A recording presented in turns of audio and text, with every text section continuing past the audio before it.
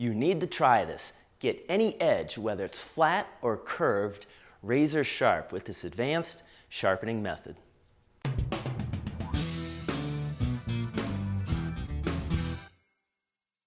Hello everybody. Now before I get into today's lesson, I want to take a second and mention a couple of things. For most of you, this video is going to be brand new. However, for the members of our newsletter, they learned this tip and lesson months ago. It's one of the advantages to signing up. Now in the newsletter, not only will there be videos from myself and other contributors, but there'll be articles, plans, and more. So sign up today. Best of all, the newsletter is free. Now the next newsletter goes out October 1st, and once it's out, it's gone for good, so don't miss out. Another thing I want to share with you is over on Facebook. Now let's say you're building a project and you want to show it off, or you want to show all the steps that is involved in making your project. Well, there I have a private group called What Are You Doing? This is a place for inspiration, encouragement, and just to show off your woodworking skills. Answer a couple of preliminary questions and you're good to go. Now both those links are listed below. So today's lesson. Now in a previous video I showed you how to sharpen a chisel using a honing guide and some sandpaper. Now this is a method that's a little bit different, and I can do anything from a flat edge to a curved one. So without further ado, here's that video. Recently, I did a video that showed you how to take a really dull, nicked up chisel and get it to a sharp edge.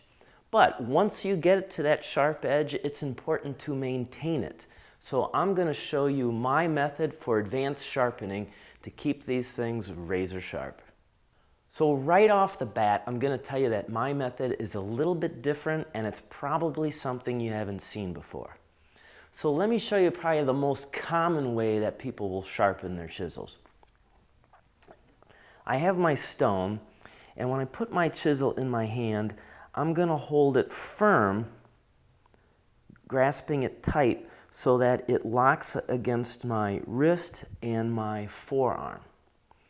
Now when I place the chisel onto the stone, I'm going to raise it up. I have my finger up here, and I raise it up to where I can feel that the bevel is flat against the stone.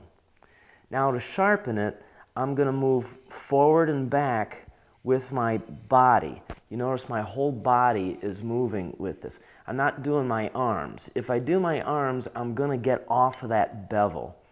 So I'm moving real easy and consistent with my whole body. And that will give me a good edge on my chisel.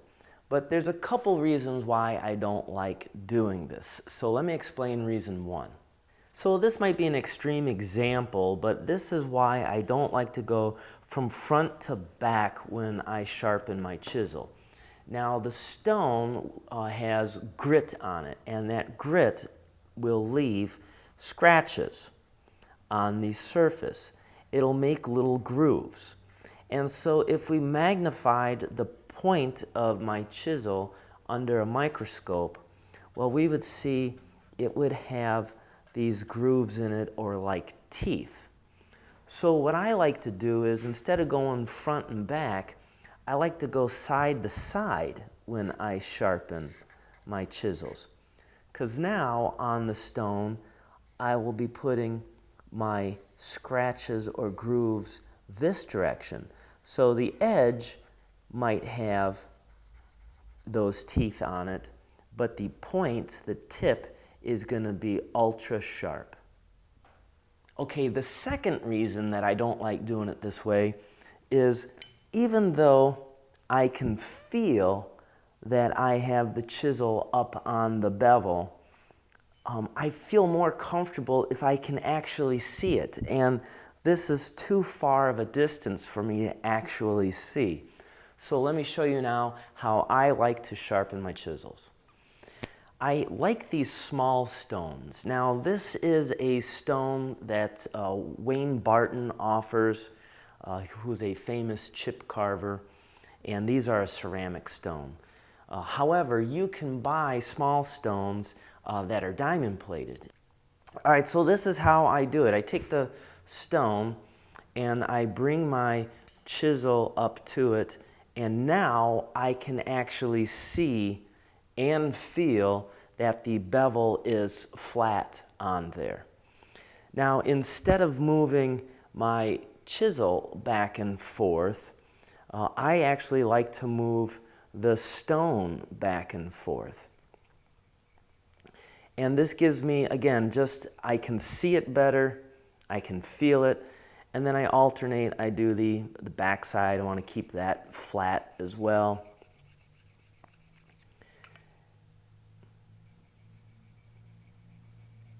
And from there, I can maintain and keep this razor sharp edge.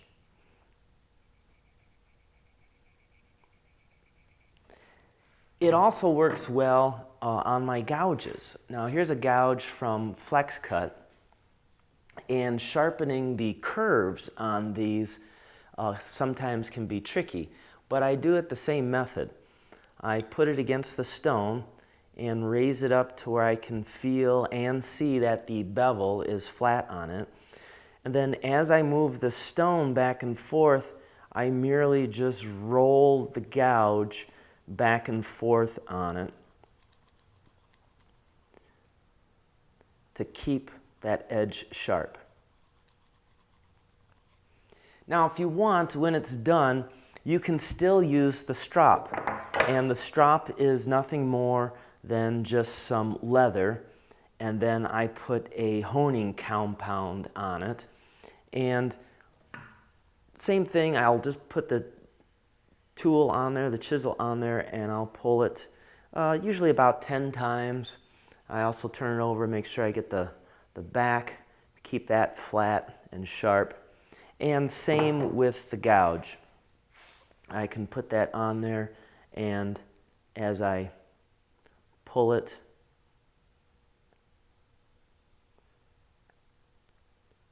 I can keep that sharp edge. Now the inside of the chisel, of the gouge, it's important to keep that sharp and honed too. So what I've done is I took a little bit of leather and glued and wrapped it around a dowel, and so I can just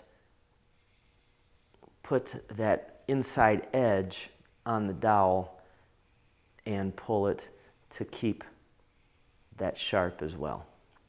So there you are, that's my advanced methods for sharpening.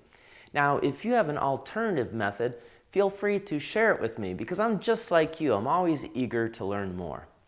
And if you're working on a woodworking project at home and have some questions, well, feel free to write me at woodshoppingtime@gmail.com, because my whole goal is to make you a better woodworker. Until next time, thanks for watching, and keep on dancing.